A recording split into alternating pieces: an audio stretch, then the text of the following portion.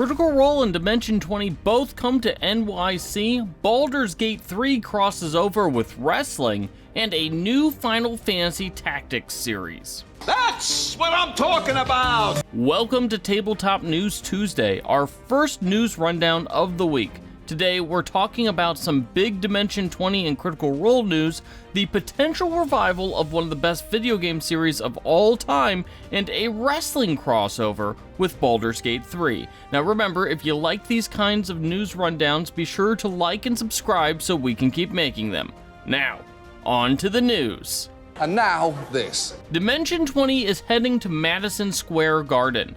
Dropout and Live Nation have announced Dimension 20 Gauntlet in the Garden, a new live event taking place in 2025. The one-shot will be a follow-up to The Unsleeping City, which appropriately is also set in New York City. Dimension 20 sold out a series of shows in the UK last year, and this will be their biggest live show yet, with the potential to match or outsell Critical Role's Wembley show last year.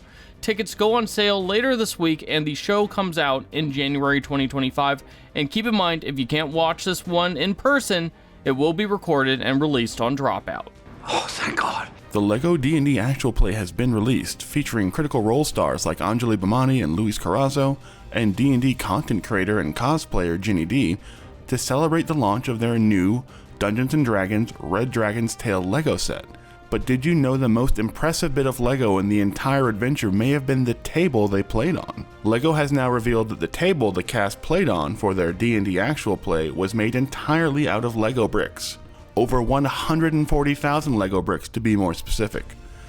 The table took 482 hours to create by LEGO staff, and includes lots of D&D details, like a central section to use as a map and the massive Red Dragon Dungeon Master screen. The table had to be fully functional and was over 6 feet long and 4 feet wide, and you can see it in all its glory if you watch the new LEGO Dungeons & Dragons Game Night. LEGO has no plans to release their massive gaming table anytime soon, but given that it took 2 dedicated builders 38 days to put it together, and it weighs over 300 pounds, that may be for the best. Well, good luck with all that. Critical Role, meanwhile, has announced plans to head to Anime NYC on August 24th and August 25th.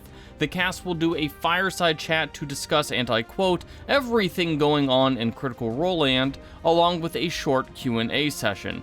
While Anime NYC seems like a strange fit for Critical Role, they do have a third season of The Legend of Vox Machina and a new Mighty Nine animated series both in development, so I'd expect to see some sort of announcement then. We'll note that Critical Role's convention schedule is filling up, and this is the busiest they've been since the pandemic ended. Are you busy or just busy? Is Final Fantasy Tactics making a comeback?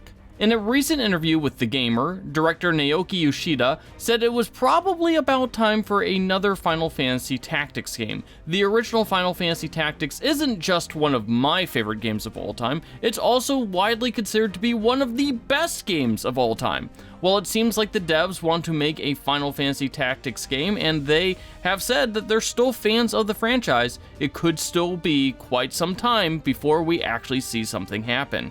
Come on, give me it. Give me it.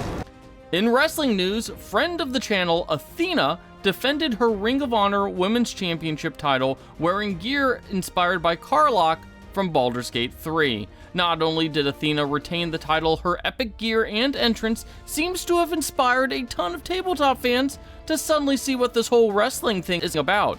Now, we'll note that Athena, of course, is a big D&D fan, and we should probably try to get her on the channel sometime soon to talk about her ring gear and how it came into being. It's still real to me, damn it! One of the great fantasy series of all time is getting a new tabletop RPG. In a recent interview, series author Glenn Cook revealed that Arc Dream was making a Black Company RPG. Arc Dream, of course, is best known for making Delta Green and Swords and Sorcery, and seems like the perfect match for a Black Company series. Now, if you haven't read The Black Company, 1, I highly recommend it, and 2, yeah, it's pretty cool. It's a tale about an elite mercenary unit who gets caught up in a series of world-shattering conflicts and takes place over the course of about 40 years. Really great series, kind of hard to summarize in like a couple sentences, so I'm not even going to try. So lazy and surly. And finally, in big tabletop news, CMON has announced DC Heroes United, a new version of its Marvel United game, but with, DC characters. Now, CMON raised over $11 million with Marvel United over the course of 3 separate Kickstarters, and it's likely that this project will be a juggernaut of a crowdfunding game as well. Now, DC Heroes United will launch on GameFound in July 2024, not Kickstarter, which of course we talked about in an earlier video somewhere. Look it up! Well, that's all the news that we have for you today. Let us know what your favorite story was in the comments section, and don't forget to hit those like and subscribe buttons.